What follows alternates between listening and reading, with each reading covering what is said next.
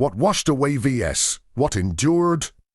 In the misty highlands, where the river carved its ancient path, lived Elias, the old bridge keeper. For 40 winters he had tended the narrow stone span that linked two villages, one thriving with markets and laughter, the other quiet, forgotten, clinging to the cliffs like moss. The bridge was his life, every crack he patched, every loose rail he secured, every traveler he greeted with a nod and a quiet word. One spring the rains came without mercy.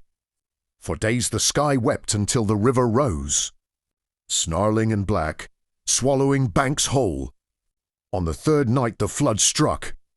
Elias stood at the far end, lantern trembling in his fist, watching timbers groan and crack.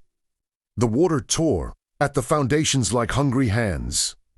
Villagers from both sides gathered on the banks, shouting, pleading, "Save the bridge!" They cried, "It's our only way." But Elias knew. He had always known. With a roar that shook the stars, the central arch gave way. Stones, the size of oxen, tumbled into the torrent. The beautiful carved balustrades etched by his own fathers. Chisel splintered and vanished.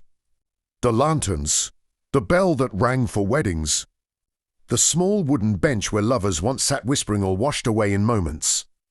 The river claimed everything that could be seen, everything that could be touched, everything men had once pointed to with pride. Silence fell, heavier than the storm.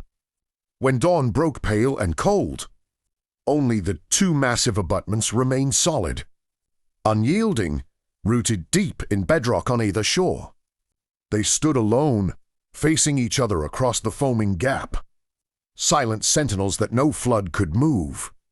Elias walked to the edge of one abutment and sat. His clothes were soaked, his hands raw. The villagers approached cautiously. "It's gone," the mayor said, voice breaking. "Everything we built. What power do we have left?" Elias looked up, eyes clear for the first time in years. "Everything, Fosfrey," he sighed softly. "The carvings, the railings, the pretty paint, the stories we told about how grand it once was all gone." "Flo!"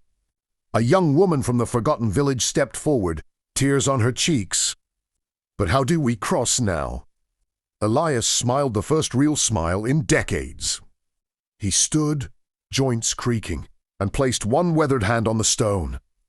The river took what was shallow. It left what was deep. And that, my friends, is mercy disguised as loss.